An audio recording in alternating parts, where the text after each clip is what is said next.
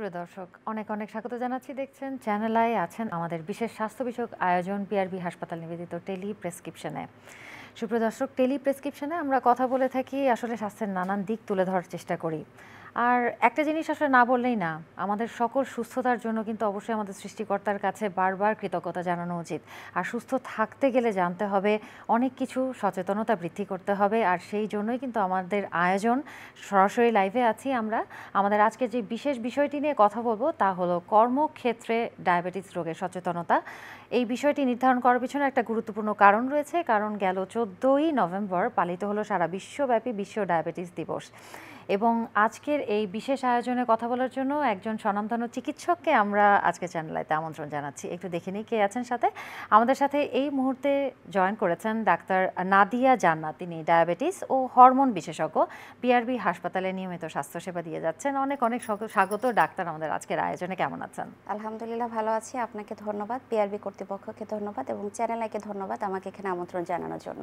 জি, আপনার সাথে আমি এর আগেও বেশ কয়েকটা প্রোগ্রাম করেছি এবং সবসময় আপনাকে পেলে আমার খুবই ভালো লাগে, কারণ এত সুন্দরভাবে সাবলীলভাবে আপনি সাধারণ দর্শকের উদ্দেশ্যে বুঝিয়ে বলেন যে আসলে কিভাবে চলতে হবে, কিভাবে জীবন আচরণ করতে হবে। তো আপনার কাছে প্রথমেই যদি একটু জেনে নিতে চাই, আজকে যে গুরুত্বপূর্ণ বিষয় নিয়ে আমরা কথা বলবো, তো তার আগে একটু যদি জানতে চাই ছোট করে, এই যে গেল 14ই নভেম্বর সারা বিশ্বব্যাপী পালিত হলো ডায়াবেটিস দিবস এবং এর একটা প্রতিপাদ্য বিষয় ছিল, এই বিষয়টি নিয়ে একটু আলোকপাত করবেন। আচ্ছা, আপনি প্রথমেই বলেছেন যে সুস্থতা আসলে আল্লাহ তাআলার আসলে বিশাল একটা নিয়ামত। তো তারই সূত্র ধরে দেখা যাচ্ছে যে আমাদের বাংলাদেশে পরিসংখ্যান অনুযায়ী, ইন্টারন্যাশনাল ডায়াবেটিক ফেডারেশনের পরিসংখ্যান অনুযায়ী বিশ্বে না, আমাদের বাংলাদেশে প্রায় 1,30,00,000 মানুষ ডায়াবেটিস রোগে আক্রান্ত। সো এটা কিন্তু আমাদের জন্য একটা হিউজ বার্ডেন। তো এটার পরিপ্রেক্ষিতেই আসলে এবারে ডায়াবেটিস দিবসের মূল যে স্লোগানটা সেটা হচ্ছে know more and do more of diabetes at work. মানে কর্মক্ষেত্রে তুমি ডায়াবেটিস সম্পর্কে জানো এবং সেটার সম্পর্কে যে প্রতিরোধ ব্যবস্থা গড়ে তোলো এবং নিজেকে সুস্থ রাখো। কারণ দেখা গেছে যে বিশ্ব স্বাস্থ্য সংস্থারই একটা পরিসংখ্যানে দেখা গেছে যে প্রতি 10 জনে 7 জন ব্যক্তি কর্মক্ষেত্রে ডায়াবেটিস রোগে আক্রান্ত। সো এটা আসলেই আমাদের জন্য বেশ অ্যালার্মিং। অবশ্যই এটা অ্যালার্মিং এবং সত্যি কথা বলতে আমি জানি না, আজকে এখন লাইভ আয়োজনে অনেকেই হয়তো জয়েন করেছেন যারা এই মুহূর্তে কাজে রয়েছেন, যুক্ত আছেন। আপনাদের জন্য কিন্তু এটা একটা বড় বিষয়। আজকে আমরা যে বিষয়টা নিয়ে কথা বলবো, বিশেষ করে আমরা জানি যে সেডেন্টারি লাইফস্টাইল যাদের থাকে, মোস্টলি আমরা কাজে বসে কাজ করি যারা, ডেস্ক ওয়ার্ক করি যারা, তাদের জন্য এই বিষয়টি না আরেকটু শুনি আপনার কাছে। কর্মক্ষেত্রে দেখা যায় যে আমাদের ডক্টরদের কথাও যদি বলি বা কর্পোরেট অফিসে যে আমরা জব করছি, সবাই দেখছি এখন কিন্তু অনেক প্রযুক্তি নির্ভর হয়ে গেছে। ঠিক আছে, তো সেক্ষেত্রে দেখা যাচ্ছে যে আমাদের সারাদিন বসে অলমোস্ট 9 to 10 আওয়ার্স, কোনো কোনো ক্ষেত্রে 12 আওয়ার্স পর্যন্ত অনেক জায়গায় দেখা যায় কর্মক্ষেত্রে আমাদের থাকতে হয়। সেক্ষেত্রে আমরা সারাদিন বসে বসে ল্যাপটপ অথবা আমাদের মোবাইল অথবা আমাদের ডেস্কটপে বসে আমাদের কাজ করতে হচ্ছে। সো কায়িক যে পরিশ্রমটা সেটা কিন্তু আমাদের হচ্ছে না এবং এর মাঝে দেখা যায় যে আমাদের অনেকের ক্ষেত্রে ব্রেক থাকে না। সো এটা তার যে কাজের একটা মেন্টাল যে প্রেশার, মানসিক চাপ বৃদ্ধি করে এবং শারীরিক মানে বসে থাকার কারণে, যেটা আপনি বললেন যে সেডেন্টারি লাইফস্টাইল, শারীরিক এই যে ওর কায়িক পরিশ্রমটা হচ্ছে না, তার কারণে দেখা যাচ্ছে কিন্তু তার ব্লাড সুগার লেভেলটা কন্ট্রোলে থাকছে না, যদিও সে ইনসুলিন বা মেডিসিন খাচ্ছে তারপরেও। কারণ আমরা জানি যে ডায়াবেটিসের প্রথম কথাই হলো আপনার ডায়েট অ্যান্ড ডিসিপ্লিন। সো ওই জায়গাটা থেকে আমরা আসলে অনেক পিছিয়ে আছি। আপনি দেখেন একটা জিনিস, হয়তো আপনিও একমত হবেন, এই বিশেষ করে যারা কর্মজীবী মানুষ, লাইফে তো স্ট্রেস থাকে। তো স্ট্রেসও কিন্তু বিভিন্ন রিসার্চে দেখা গেছে একটা ইম্পর্টেন্ট ফ্যাক্টর যে ডায়াবেটিসকে আপনার স্টিমুলেট করার জন্য। সেক্ষেত্রে আবার আমরা যদি না কাজ মানে লাইক কায়িক পরিশ্রম না করি, সেক্ষেত্রে এটা আরও মানে বেড়ে যাচ্ছে, রিস্ক ফ্যাক্টর হিসেবে কাজ করে। আরও একটু জেনে নেই আপনার কাছে যে এই যে কর্মজীবী মানুষ যারা আছে, তা আপনি বলছেন যে খুবই অ্যালার্মিং, 10 জনের মধ্যে 7 জনই পরবর্তীতে ডায়াবেটিস হতে পারে। এর পিছনে বর্তমানে আছে। আচ্ছা, তো এর পিছনে আর কি কি রিস্ক ফ্যাক্টর আছে বলে আপনি মনে করছেন, যেটা কারেকশনের সুযোগ রয়েছে? মেইনলি হচ্ছে আমাদের কায়িক পরিশ্রমটাই বেশি। যেমন দেখেন যে অনেক অফিসেই লিফট ব্যবহারের সুযোগ আছে, অনেকের ক্ষেত্রেই নেই। তো যেই সব অফিসে লিফট ব্যবহারের সুযোগ আছে সেসব ক্ষেত্রে আমরা দেখা যায় যে একতলা দোতলা উঠতে অনেক সময় লিফটটা ইউজ করি। সেক্ষেত্রে আমরা যদি একতলা দোতলাটা একটু সিঁড়ি বেয়ে উঠতে পারি তাহলে আমাদের এখানে একটা পরিশ্রম হলো। সেকেন্ড যেটা ডায়েট, দেখা যায় অনেক বিভিন্ন যে বড় বড় ইন্ডাস্ট্রি যেমন গার্মেন্টসগুলোতে আমাদের যে গার্মেন্টস কর্মীরা আছে, ওদেরকে খাবারের যে ব্যবস্থাটা থাকে সেই খাবারে আমাদের সুষম খাদ্যের ব্যবস্থা করতে হবে। কর্পোরেট অফিসগুলোতে অনেক সময় দেখা যায় যে জাঙ্ক ফুড, ফাস্ট ফুডের বেশ আধিক্য দেখা যাচ্ছে।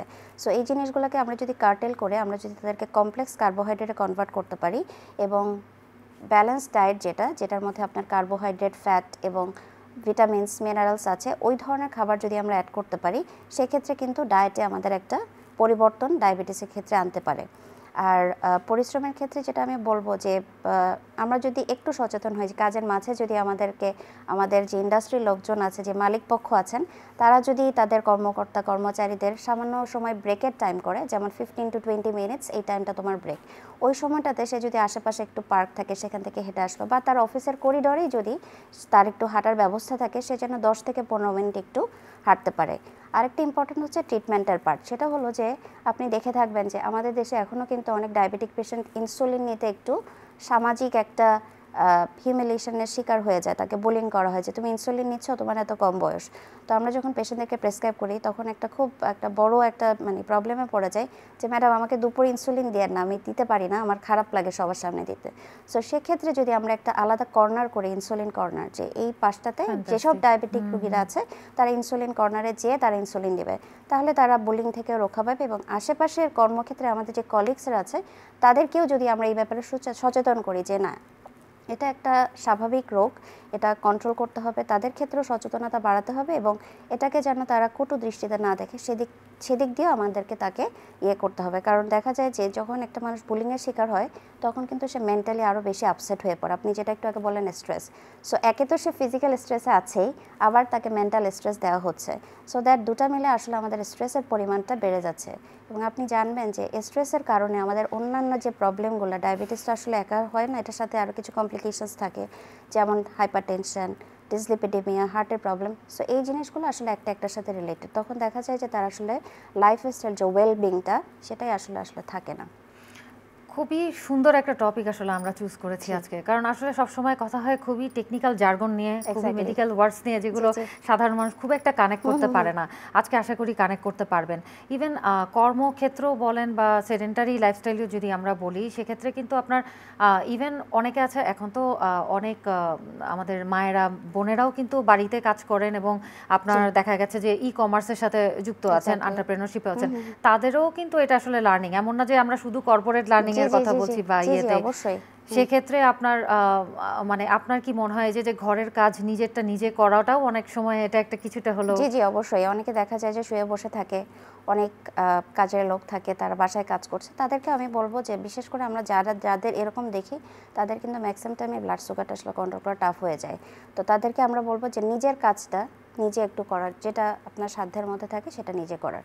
আবার অনেকের ক্ষেত্রে দেখা যায় যে হাঁটা চলার ক্ষেত্রে প্রবলেম থাকতে পারে, ব্যথা থাকতে পারে।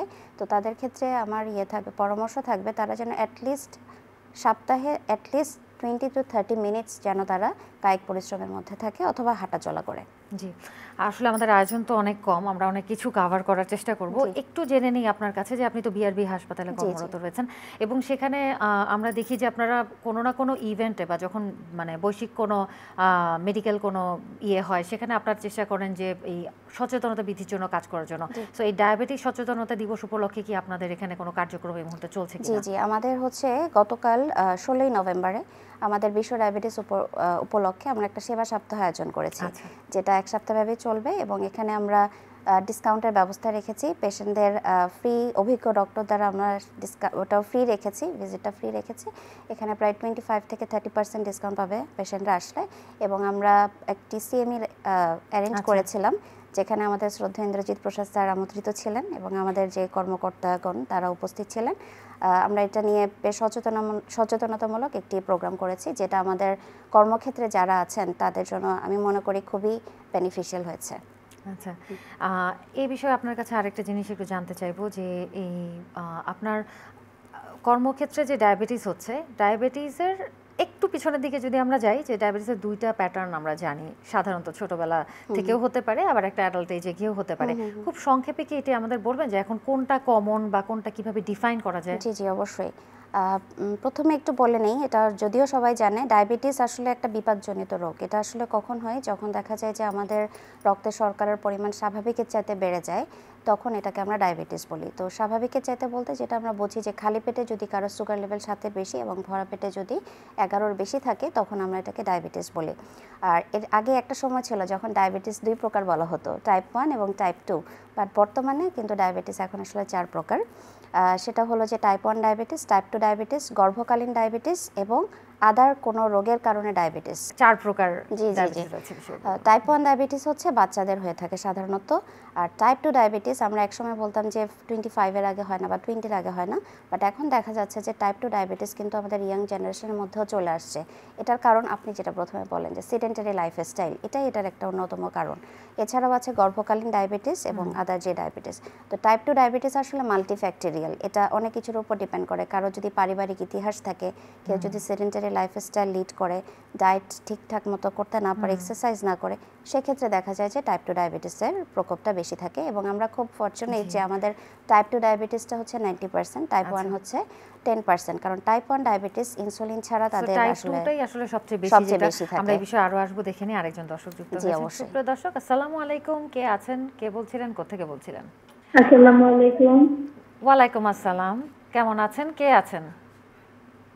জি ম্যাম, আমি রুকসানা বলছিলাম ময়মনসিংহ থেকে। আমার খাবারের পরে ডায়াবেটিস 7.8, এটা কি বেশি না স্বাভাবিক? আপনার বয়সটা কত একটু যদি জানাতেন আমাদেরকে। 26 বছর। ডায়াবেটিস আছে কিনা? আচ্ছা, আপনার কি কোনো পরীক্ষিত ডায়াবেটিস আছে আপনার এরকম হয়েছে? না না না, আমার বাবা মায়ের কোনো ডায়াবেটিস নাই। আপনার আছে? জি না। আচ্ছা, খাবার পরে 7.8 থাকে, তাই তো? জি, আমি অন্য একটা সমস্যার জন্য ডাক্তারে ব্লাড সুগার পরীক্ষা করতে দিয়েছি। জি জি। আচ্ছা, খাওয়ার আগে কখনো 7.8 টেস্ট করেছেন? খালি পেটে কখনো না। পরীক্ষা করেছেন? আচ্ছা, জি না। ঠিক আছে, আমাদের সঙ্গে থাকুন, আমরা আপনার প্রশ্নের উত্তরটি দেব। আচ্ছা, জি। 7.8 আমরা ডায়াবেটিস আসলে বলি না, এটাকে আমরা বলি প্রি ডায়াবেটিস। যাদের রক্তের শর্করার পরিমাণটা 7.8 থেকে 11 এই রেঞ্জটার মধ্যে থাকে তখন এটাকে আমরা বলি প্রি ডায়াবেটিস। এটাও খুব ভালো একটা দিক যে আমরা এটা ডায়াগনোসিস করতে পারি, কারণ প্রি ডায়াবেটিস প্রিভেন্টেবল।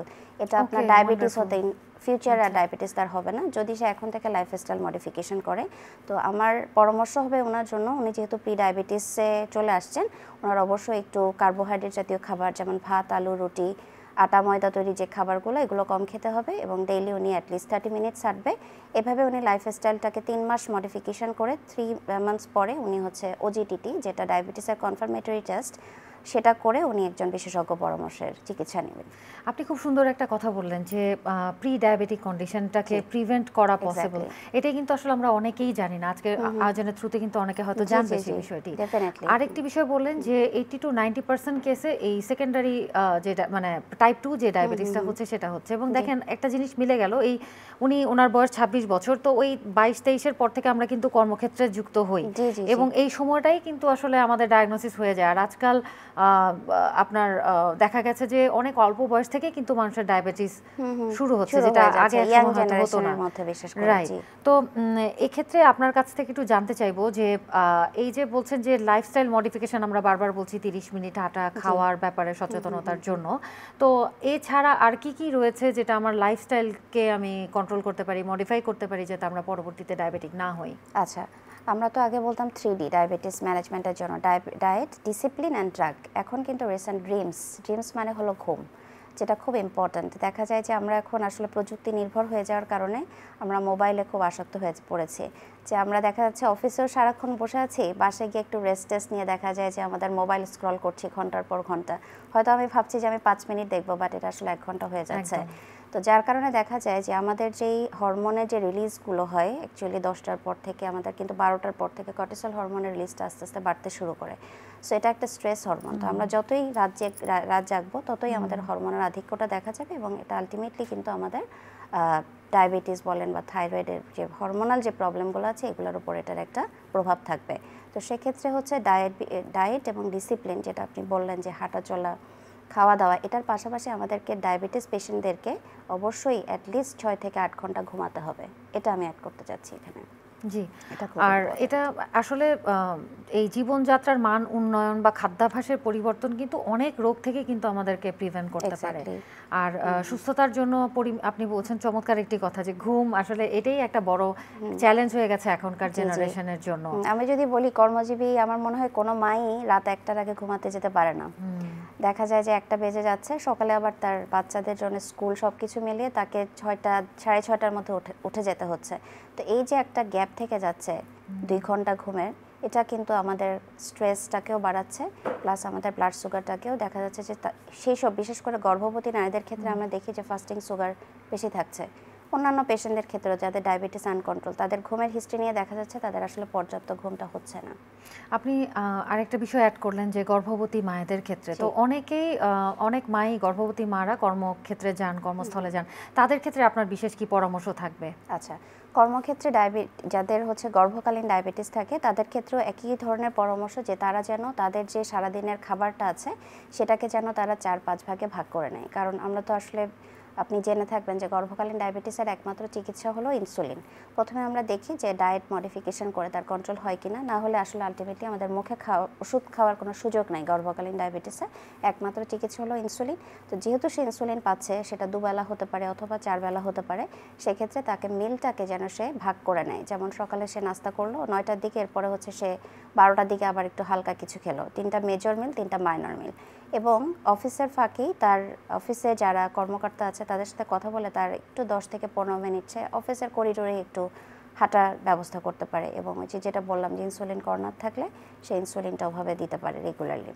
এটাই। আর হচ্ছে খাবার দাবারের ক্ষেত্রে তার যে শুধু কার্বোহাইড্রেট ফ্যাট এটা না, তার সাথে এনাফ মিনারেলস হাইড্রেশনটা মেনটেন করতে হবে, যে অ্যাটলিস্ট যেন তার সারাদিনে 8 থেকে 9 গ্লাস পানি তাকে খেতে হবে। জি। আরেকটা জিনিস যদি একটু আমাদেরকে এনলাইটেন করতেন একটা বিষয়, সেটি হলো যে অনেকেই মনে করেন যে আচ্ছা মানে আনকন্ট্রোল ডায়াবেটিস থাকলে কোনো সমস্যা নাই, আমি একসময় না খেয়ে বসিয়ে দিব বা একসময় ওষুধ খাবো আবার ছেড়ে দিব। জি, জি। এই যে খাবারের প্রতি এক ধরনের মানে ইনডিসিপ্লিন জি, জি। অথবা ওষুধের প্রতি অনীহা, এই বিষয়টি নিয়ে আপনি আচ্ছা, কি বলবেন? খুবই গুরুত্বপূর্ণ একটা টপিক নিয়ে আপনি কথা বললেন। আসলে দেখা যায় যে আমাদের পেশেন্টরা যখন আসে ডায়াবেটিস, সাপোজ আমি ধরলাম 16-12 এরকম কিছু একটা, তো তাকে দেখা গেল যে আমি একটা ওষুধ দিয়ে কন্ট্রোল করলাম, তাকে বললাম যে ফলো আপে আসতে, আপনি 3 মাস পরে বা 2 মাস পরে আসেন। তার ডায়াবেটিস কমে গেল, সে আর ফলো আপে আসলো না এবং সে ওষুধ পরামর্শ ছাড়াই বন্ধ করে দিল। বন্ধ করে দিয়ে সে আবার 6 মাস পরে হয়তো আবার ডায়াবেটিস সেই 15-16 নিয়ে আসলো। তো এক্ষেত্রে আমাদের এই যে আমরা সচেতনতামূলক প্রোগ্রামগুলো করছি, এটার গুরুত্বটা অনেকখানি, যে আপনারা ডায়াবেটিস হলে এটা তো কখনো ভালো হবে না, কারণ এটা বিটা সেলটা ডিস্ট্রাক্ট হয়ে যায় অলরেডি। যখন ডায়াবেটিসটা ধরা পড়ে তখন 60% বিটা সেল নষ্ট হয়ে যায়। সো এক্ষেত্রে এটা কন্ট্রোল করতে হবে আপনাকে। এটা যদি কন্ট্রোলে রাখেন আপনি স্বাভাবিক জীবনযাপন করতে পারবেন। তো এক্ষেত্রে পরামর্শ হবে যে কখনোই ডাক্তারের পরামর্শ ছাড়া ওষুধ এবং ইনসুলিন বন্ধ করা যাবে না। আরেকটা বিষয় হলো, আমরা এখন খুব ইউটিউব চ্যানেল বা টিভি চ্যানেলগুলোতে দেখি যে আয়ুর্বেদিক বিভিন্ন ওষুধ, সাজেনা পাতার গুঁড়া, মেথির গুঁড়া, পেশেন্টরা দেখা যাচ্ছে ইনসুলিনটা বন্ধ করে দিয়ে ওইসব জিনিসের প্রতি বা বিভিন্ন আয়ুর্বেদিক ডিব্বা বলে, ওরা ডিব্বার ওষুধ খাই এটা বলে। তো সেক্ষেত্রে আমি ওদেরকে পরামর্শ দিব যে এই ওষুধগুলো খুবই হার্মফুল, এগুলো আসলে এই খাওয়া বিষয়ে যাবে আমরা না। জানবো, খুব ইন্টারেস্টিং কথা তুলেছেন একজন দর্শক আছে, একটু জি, জি, দেখে। অবশ্যই। সুপ্রিয় দর্শক, আসসালামু আলাইকুম, কে আছেন, কে বলছিলেন? ওয়ালাইকুম আসসালাম, খুলনা থেকে বলছি আপা। জি জি, অবশ্যই বলুন, আপনি কে, আপনার নামটা বলুন আর প্রশ্নটি করুন। আমার নাম হচ্ছে হাসান মাসুর খান, ডায়াবেটিস নিয়ে প্রশ্ন করতে চাচ্ছিলাম। জি প্লিজ বলুন। আপা, আমার বয়সটা এখন 24 বছর। মানে আমার এখন থেকে কি রকম লাইফ মেনটেন করেছে, যেমন আমার মানে ম্যাক্সিমাম টাইমে আমাকে একটা জায়গায় বসে থাকতে হয়, মানে দৌড়াদৌড়ি করি আর কি, কিন্তু মানে মানে খেলাধুলা না করলেই বা এক জায়গায় বসে থাকলেই তো ডায়াবেটিস হওয়ার সম্ভাবনা বাড়ে, তাই না? মানে মোটা হলে আমার মনে হয় ডায়াবেটিস বাড়ে। ডায়াবেটিস যাতে আগামী 50-70 বছরও যদি বাঁচি, তাহলে ডায়াবেটিস যাতে না হয় সেটার জন্য কি করতে হবে এটা একটু জানার প্রয়োজন। হাসান, আপনি খুব চমৎকার একটি প্রশ্ন করেছেন এবং আপনার কাছে আমার দুটো প্রশ্ন আছে, প্রশ্নের উত্তরটি দিলে আমরা প্রশ্নের উত্তরে যাব। এক নম্বর হচ্ছে, আপনাদের পরিবারে কি কারো ডায়াবেটিস রয়েছে কিনা, আপনার মা বা বাবার কারো ডায়াবেটিস রয়েছে কিনা? না, আমার হচ্ছে না, সবার হচ্ছে না। আমার নানির হয়েছিল, কারণ আল্লাহর মতে সেটা ঠিক হয়ে গেছে। আচ্ছা, মানে তার মানে ফ্যামিলি হিস্ট্রি রয়েছে। আচ্ছা, আমাদের সঙ্গে থাকুন, আপনার প্রশ্নের উত্তরটি আমরা দিচ্ছি, সঙ্গে থাকুন। উনি যেটা বুঝলাম ওনার বয়স 24 বছর। হাসান, প্রথমত জিনিসটা হলো যে উনি যে প্রশ্নটা করেছেন আমাদের খুব ভালো লাগছে যে এত ইয়াং বয়সে যে সচেতনতার জন্য উনি প্রশ্নটা করেছেন। এই ইয়াং জেনারেশন কিন্তু আসলে অনেক সচেতন, যেটা আমরা চিন্তা করি, প্লাস উনি অনেক দূর থেকে করেছেন। এটাও আমাদের চ্যানেলের পক্ষ থেকে যে অতদূর পর্যন্ত আমরা পৌঁছতে পেরেছি, এটা একটা বিরাট ব্যাপার। তো এই প্রশ্নের উত্তরটা আপনার কাছ থেকেই জেনে নিতে চাইবো, যদি বলতেন। জি, ওনার ডায়াবেটিস আছে বললো, ওনার ফ্যামিলিতে আছে, হ্যাঁ ফ্যামিলি হিস্ট্রিতে আছে, ওনার নেই। উনি জানতে চাচ্ছে যে কিভাবে লাইফস্টাইল করা যাবে, মডিফাই করলে প্রিভেন্ট করতে পারবেন। একটা কথা বলেছেন যে মোটাদের সাধারণত বেশি হয়, তো সেক্ষেত্রে ওনাকে ওইদিকে দেখতে হবে যে ওনার ফ্যামিলিতে যদি ওবেসিটির হিস্ট্রি থাকে আর অলরেডি যেহেতু ডায়াবেটিস আছে, তাহলে কিন্তু ওনার রিস্ক আছে ইন ফিউচারে হওয়ার। সো সেক্ষেত্রে আমার পরামর্শ হবে উনি যেন সেডেন্টারি লাইফস্টাইল থেকে বের হয়ে আসে। অ্যাটলিস্ট উনি উইকে যেন 150 মিনিটস করে হাঁটে, মানে 30 মিনিটস করে উনি যেন হাঁটে প্রতিদিন 30 মিনিটস। একটা জিনিস যদি সহজভাবে আমরা বলি যে অ্যাটলিস্ট 7000 থেকে 10000 স্টেপ যদি আমরা দিতে পারি। আর ইয়াং জেনারেশন তো অবশ্যই অনেক টেকনো ফ্রেন্ডলি, সো অনেক অ্যাপস আছে কিন্তু আমরা অ্যাপস ডাউনলোড করে নিতে পারি। তারপর ওখানে 7000 থেকে 10000 পার ডেতে যদি আমরা কাউন্ট করতে পারি, I think it's going to be wonderful. এখন থেকে তাকে হচ্ছে সুগার, যেই খাবার সুগার জাতীয় যে খাবারগুলো এবং কার্বস জাতীয় যে খাবারগুলো, যেমন হচ্ছে ভাত, আলু, রুটি, এই খাবারগুলোকে অ্যাভয়েড করতে হবে। ডক্টর, একটা জিনিস বলবেন যেটা আসলে আমিও আমার লাইফ থেকেও দেখেছি, অনেকে আছে যে প্রচুর চা পান করেন, হ্যাঁ সারাদিন চা বা কফি পান করছেন, এবং অনেক সময় দেখেন সুগার সহ সুগার ছাড়া করছেন, তো ধরে নিচ্ছি সুগার সহই করছেন, কারণ অনেকে আছে চায়ের টং দোকানেও কিন্তু আমরা সুগার দিয়ে একটু খেয়ে ফেলি। এটা কতটুকু হেলদি যদি আপনি বলতেন? এটা অবশ্যই হেলদি না। চা খেতে পারেন আপনি, সেটা হচ্ছে র টি যেটা আমরা, অথবা গ্রিন টি অথবা তুলসী টি, এই টিগুলো আমরা খেতে পারি, কিন্তু ক্যাফিন যেটাতে বেশি থাকবে, যেমন কফিতে প্রচুর ক্যাফিন থাকে, যেটা আমাদের স্বাস্থ্যের জন্য আসলেই হার্মফুল, আমাদেরকে অনেক বেশি এক্সাইটেড করে রাখে, প্লাস হচ্ছে এটা ডায়াবেটিসের উপরও কিন্তু এটার একটা প্রভাব আছে। আর দুধ চা যেটা বললেন যে আপনি, আমরা দুধ চাতে বাঙালিরা বেশি অভ্যস্ত, টং দোকানে বা ইয়েতে আমরা কিন্তু কনডেন্স মিল্ক ইউজ করি, তো কনডেন্স মিল্কে কিন্তু প্রচুর সুগার থাকে। হ্যাঁ, আবার অনেকের ক্ষেত্রে দেখা যায় যে তারা ডায়াবেটিস হয়তো আছে, তারা সুগার খাচ্ছে না, বাট হচ্ছে আর্টিফিশিয়াল যে সুগারগুলো আছে স্টিভিয়া নামে বা বিভিন্ন নামে, সেগুলো খেয়ে থাকছে রেগুলার। তো আমার আর্টিফিশিয়াল সুগারের কথাই মনে পড়লো, অনেকে আছে ডায়েট সফট ড্রিঙ্ক পান করছেন, এটা কি করা যাবে? এটা করা যাবে না, কারণ রেগুলার বেসিসে যদি করেন তাহলে আপনার কিডনি, লিভার এগুলোতে প্রবলেম হওয়ার সম্ভাবনা আছে। তার মানে তবে আপনি অকেশনালি যদি মনে করেন যে খেতে পারেন আর্টিফিশিয়াল সুইটনার, তবে রেগুলার ইউজ না করাই ভালো। তাহলে ইয়াং জেনারেশনের প্রতি আমাদের একটাই সাজেশন থাকবে, সেটি হলো যে লাইফস্টাইল মডিফিকেশনের জন্য প্রচুর ওয়ার্কআউট করতে হবে, এবং যেটা হচ্ছে সুগার জাতীয় খাবার অ্যাভয়েড করতে হবে। আমরা শেষ করে দিতে হবে আয়োজন। অনেক ধন্যবাদ ডক্টর, আপনি আজকে আমাদের আয়োজনে এসেছেন। খুব চমৎকার টপিকে কথা বলছিলাম, হয়তো পরের আয়োজনে এটার আবার বাকি আলাপ করে নিতে পারবো। অনেক ধন্যবাদ। Thank you. সুপ্রিয় দর্শক, বিআরবি হসপিটাল টেলি প্রেসক্রিপশনে কথা বলছিলাম। আজকে সরাসরি লাইভ আয়োজন দেখলেন, খুব চমৎকার একটি বিষয় নিয়ে কথা বলছিলাম, কর্মক্ষেত্রে ডায়াবেটিস রোগের সচেতনতা নিয়ে। আশা করি আয়োজনটি দেখে আপনাদের কিছুটা হলেও উপকার হয়েছে। যদি উপকার হয়ে থাকে তাহলে সচেতনতা বৃদ্ধির জন্য আশেপাশের মানুষদেরকেও আপনারা এই বিষয়ে কথা বলবেন, জানিয়ে দেবেন আমাদের আয়োজন সম্পর্কে। ভালো থাকুন, সুস্থ থাকুন। পরের আয়োজন অন্য কোনো বিষয় এবং চিকিৎসককে নিয়ে চলে আসবো। আল্লাহ হাফেজ।